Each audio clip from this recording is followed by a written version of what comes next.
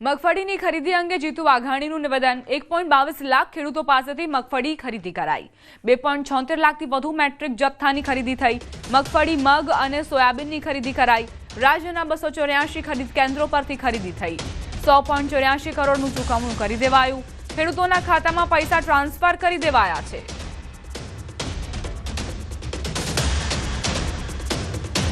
1.22 લાખ ખેડૂતો પાસેથી कुल 2002.27 करोड़ मूल्यनी 2,76,982 मेट्रिक टन जत्थानी खरीदी ए थई चूकी है जेमां मगफળી मग अड़द सोयाबीननो समावेश थाय छे कुल 100.84 करोड़ खेडूतोने चूकवणुं पण एमना खातामां डायरेक्ट ए थई चूक्युं छे। રાજ્યભરમાં મગફળી ખરીદીનો ધમધમાટ શરૂ થઈ ગયો છે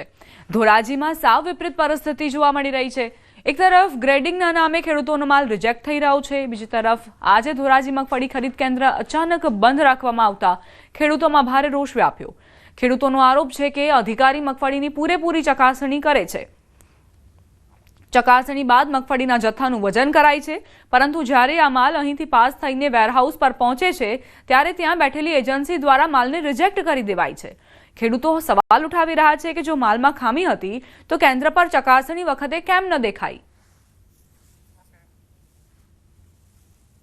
ખેડૂતો સારી ક્વોલિટીનો માલ લઈને આવ્યા હોય અને ખરીદી કર્યા બાદ જ્યારે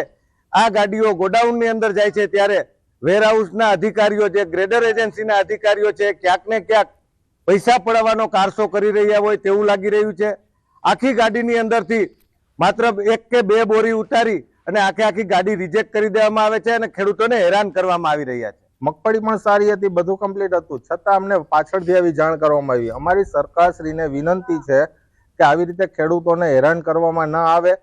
અમે અમારા રવિ પાકની અંદર વ્યસ્ત હોય અને પાછળથી આવી રીતે કરે કે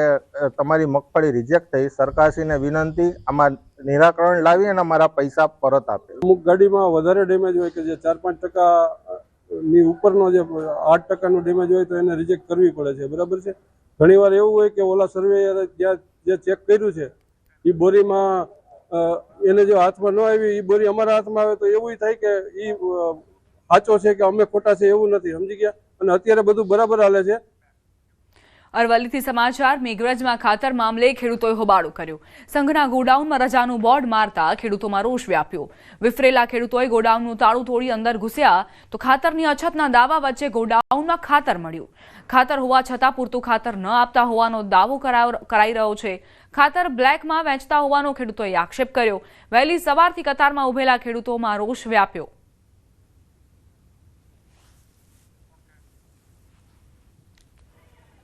અત્યારમાં જે ખેડૂતોનો ખાતર લેવા માટેની લાઈનો લાગી હતી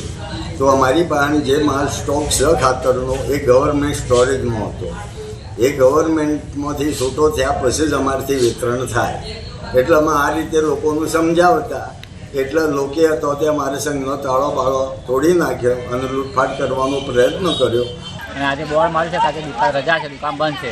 જ્યારે અંદર પબ્લિકે લોક તોડ્યું અને જોયું અંદર તો આટલું બધું ખાતરની બોરી સ્ટોક પડે એ ખાતર કરવાનું શું છે એનો જવાબ કોણ આપશે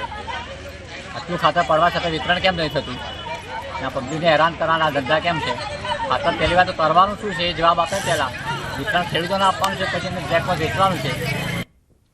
સમાચાર ગીર સોમનાથથી સૂત્રાપાડામાં ખાતર માટે ખેડૂતોની પડાપડી ટીમડી ગામમાં ખાતર લેવા ખેડૂતોની લાઈનો લાગી ખાતરની ગાડી આવતા ખેડૂતો ઉમટી પડ્યા જરૂરિયાત મુજબની થેલીઓ ન મળતી હોવાની રાવ ઉઠી છે ઘઉં બાજરી સહિતના પાકમાં ખાતરની જરૂરિયાત છે સમયસર ખાતર ન મળતા ખેડૂતોને હાલાકી પડી રહી છે। યુરિયા લેવા હાટું ખેડૂતો આવ્યા છે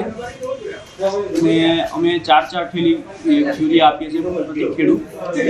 શોર્ટેજ જેવું અત્યારે કશું છે નહીં ખેડૂત આગળનું આયોજન કરીને ખાતર લેવા ગયા આપણે આ સેન્ટર ઉપર આજુબાજુના 3 તાલુકા લાગે છે તાલાળા સૂત્રાપાડા અને કોડીના સેન્ટરમાં આપણો ડેપો હોવાથી 3 તાલુકાના ખેડૂતો આવે છે એના હિસાબે ખેડૂત જાજા દેખાય છે પાક વાયા એના માટે જરૂર પડે અને હવારના લાઈનમાં છે 2 ખેડ ડકો જો લાઈન નીકળી નાખીને પાછા લાઈનમાં ઊભા આદર નહીં મળે તો હવે શું કરે છોટાઉદેપુર જિલ્લાના બ્રિજો હાલ અતિ જર્જરિત હાલતમાં છે, જેમાંનો પાવી જેતપુર નજીક આવેલ ભારજ નદી ઉપરનો બ્રિજ 2 વર્ષ પહેલા જ તૂટી ગયો. આ બ્રિજ તૂટી જતા તંત્ર તરફથી અલગ અલગ માર્ગ પરથી પસાર થવા માટે ડાયવર્ઝન આપવામાં આવ્યા. છોટાઉદેપુરથી વડોદરા જવા માટે કવાંટ તરફથી ડાયવર્ઝન અપાયું છે, પરંતુ આ માર્ગ પરથી પસાર થવું રાહદારીઓ માટે જોખમકારક છે, કારણ કે આ માર્ગ તૂટી જવાની હાલતમાં છે. જ્યાં જુઓ ત્યાં ગાબડા રાજ. બ્રિજ પર ખાડાઓ પડી ગયેલા જોવા મળી રહ્યા છે. કરા નદી ઉપરના બ્રિજ પર રેલિંગ તૂટી ગઈ છે. કેટલીક જગ્યાએ તો રેલિંગનું નામો નિશાન નથી, ત્યારે લોકોની સલામતી માટે સવાલો ઉઠી રહ્યા છે. ગંભીર આ બ્રિજ દુર્ઘટના બાદ બ્રિજોની ચકાસણી કરવામાં આવી ત્યારે આ બ્રિજ તંત્રના નજરે નહીં પડ્યો હોય તેવા સવાલ ઉઠી રહ્યા છે. કરા નદીના બ્રિજ ઉપર થઈને જવાના લીધે જે વાહનોની જે લોડિંગ ના કારણે પણ આ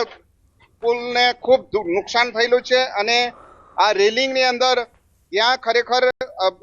શરમ આવી જોઈએ કે ત્યાં વાંસ આડા મૂકવામાં આવ્યા છે. અમારે દિવસના 4 ધક્કા તો સ્કૂલ જવા આવવા માટે થાય છે આ બ્રિજ પરથી, જે ઘણા સમયથી કકડરજ થઈ ગયો છે. એની રેલિંગો પણ તૂટી ગઈ છે. અત્યારે વાંસના બંબુ માર્યા છે